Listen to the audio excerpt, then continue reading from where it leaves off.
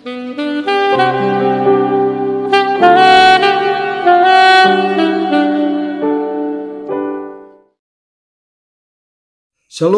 puji Tuhan, kita berjumpa lagi dalam perenungan firman Allah di hari ini yang saya percaya terus menolong, memberkati kita sehingga iman kita, rohani kita semakin bertumbuh di hadapan Tuhan.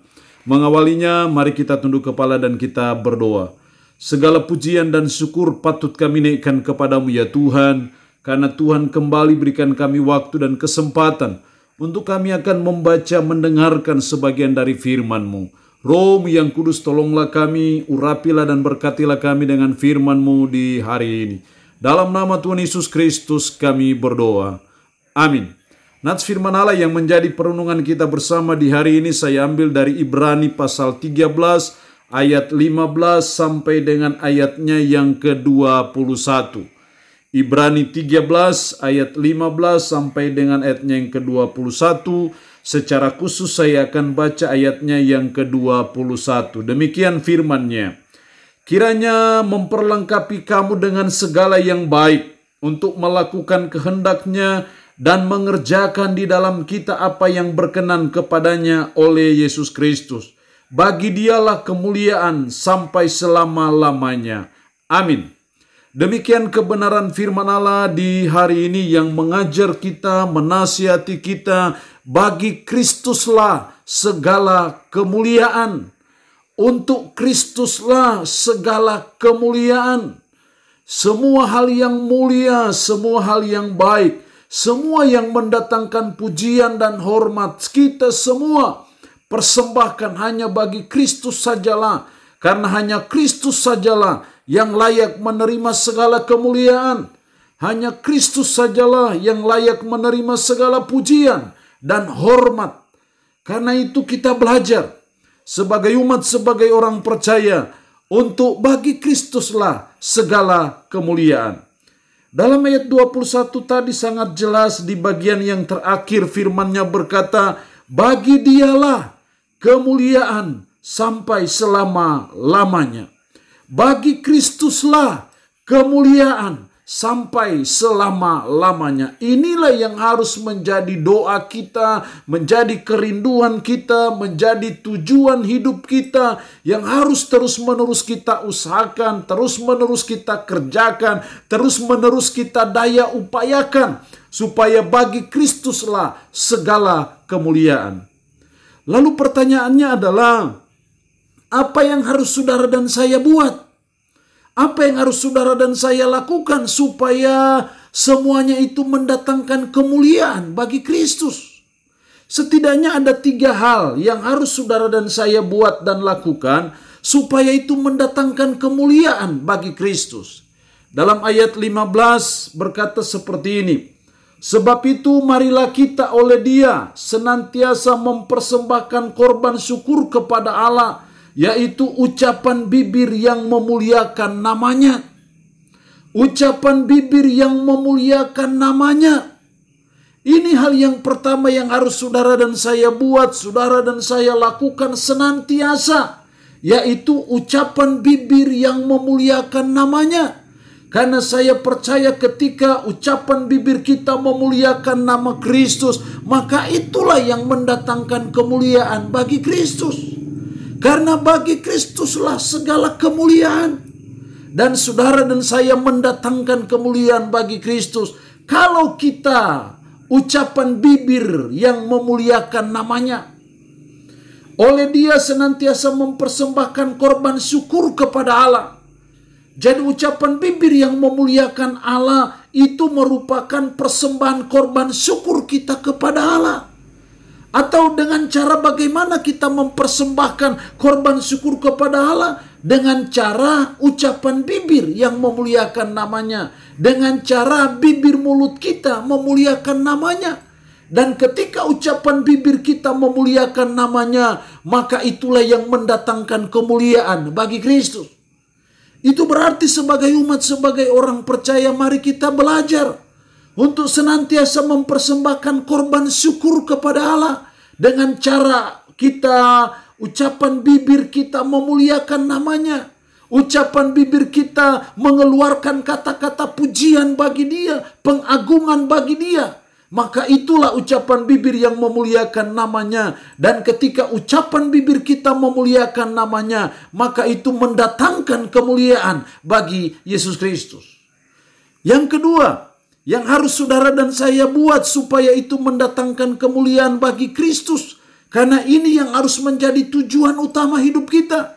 Kita sudah ditebus dengan darah yang mahal di Bukit Golgota. Dengan harapan, dengan tujuan supaya melalui hidup kita, melalui kerja kita, melalui tugas dan tanggung jawab kita, Kristus dimuliakan. Itu yang Tuhan mau dalam hidup kita.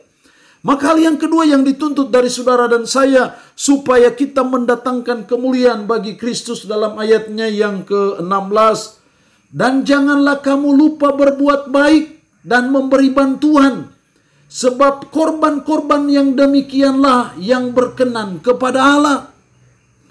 Jangan lupa berbuat baik, dan wujud dari berbuat baik adalah memberi bantuan.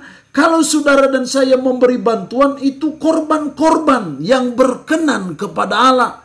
Dan kalau itu berkenan kepada Allah, pasti mendatangkan kemuliaan bagi Kristus. Jadi hal yang kedua yang harus saudara dan saya buat supaya mendatangkan kemuliaan bagi Kristus adalah yang kedua, kita harus senantiasa berbuat baik. Kita tidak boleh berbuat yang tidak baik, karena itu tidak mendatangkan kemuliaan bagi Kristus. Tapi sebaliknya kita harus senantiasa berbuat kebaikan. Dan salah satu wujud dari berbuat kebaikan adalah kita memberikan bantuan kepada orang lain, memberikan bantuan kepada yang susah, memberikan bantuan kepada yang menderita. Sebab korban-korban yang demikian yang berkenan kepada Allah. Jadi ketika saudara dan saya berbuat baik, salah satu wujud berbuat baik yaitu memberi bantuan kepada sesama, maka itulah yang mendatangkan kemuliaan bagi Kristus. Itu berarti sebagai umat, sebagai orang percaya, mari kita terus belajar untuk senantiasa berbuat kebaikan saja. Kalau kita bisa bantu orang, mari kita bantu.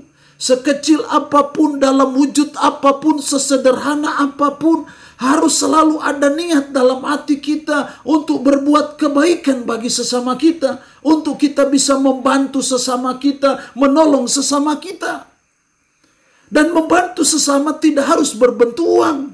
Kita bisa membantu dengan nasihat. Kita bisa membantu dengan memberikan wawasan kepada orang itu. Kita bisa membantu dengan doa. Itu adalah bantuan juga, dan itu adalah perbuatan baik. Dan ketika kita berbuat kebaikan, itu sesuatu yang berkenan kepada Allah. Dan kalau itu berkenan kepada Allah, pasti itu mendatangkan kemuliaan bagi Yesus Kristus. Jadi yang kedua, supaya mendatangkan kemuliaan bagi Kristus, kita harus berbuat yang baik. Karena itu sebagai umat, jangan kita berbuat kejahatan kepada sesama kita. Jangan kita berbuat hal-hal yang menyakiti hati sesama kita. Tetapi sebaliknya kita ganti dengan kita terus berbuat baik kepada mereka. Firman Allah berkata, jangan jemu-jemu berbuat baik. Jangan bosan-bosan berbuat baik. Karena saya percaya firman Allah berkata, jangan sesat, sebab Allah tidak ingin dipermainkan. Apa yang kamu tabur, itu yang akan kamu tuai. Jadi ketika kita berbuat baik, itu sama dengan kita sedang menanam. Dan pada waktunya saudara dan saya akan menuai apa yang saudara dan saya tanam. Kalau kita menanam kebaikan, pastilah kita akan menuai kebaikan.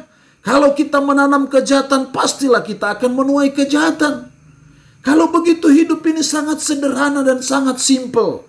Selagi hidup, mari kita berbuat kebaikan. Selagi hidup, mari kita tanam kebaikan. Karena apa yang kita tanam, itu yang suatu waktu saudara dan saya akan tuai. Ketika kita berbuat baik, itu pasti mendatangkan kemuliaan bagi Kristus. Yang ketiga, ayat 17. Taatilah pemimpin-pemimpinmu dan tunduklah kepada mereka. Taatilah pemimpin-pemimpinmu dan tunduklah kepada mereka. Hal yang ketiga, perbuatan yang di dalamnya Kristus dimuliakan. Yang ketiga, kita belajar untuk taat kepada pemimpin-pemimpin kita. Taat ataupun tunduk itu sesuatu yang tidak bisa dipisahkan antara satu dengan yang lain. Firman Allah mengajar kita mentaati mereka sama dengan kita tunduk kepada pemimpin-pemimpin kita. Kenapa kita harus taat? Kenapa kita harus tunduk kepada para pemimpin kita? Kalimat selanjutnya menjelaskan sebab mereka berjaga-jaga atas jiwamu sebagai orang-orang yang harus bertanggung jawab atasnya. Dengan jalan itu mereka akan melakukannya dengan gembira, bukan dengan keluh kesah. Sebab hal itu tidak akan membawa keuntungan bagimu. Sebab mereka berjaga-jaga atas jiwamu sebagai orang-orang yang harus bertanggung jawab atasnya. Pemimpin-pemimpin kita adalah bertanggung jawab untuk kehidupan kita. Apa pemimpin di gereja, pemimpin di kemasyarakatan, pemimpin di perusahaan, pemimpin di suatu bangsa, suatu negara. Sebagai umat kita diajar, dinasihat oleh firman untuk kita mentaati mereka, untuk kita tunduk kepada mereka. Dan ketika kita mentaati mereka, itu mendatangkan kemuliaan bagi Kristus. Karena orang akan melihat ternyata kita orang percaya taat kepada pemerintah, taat kepada pemimpin-pemimpin kita, kita tunduk kepada mereka.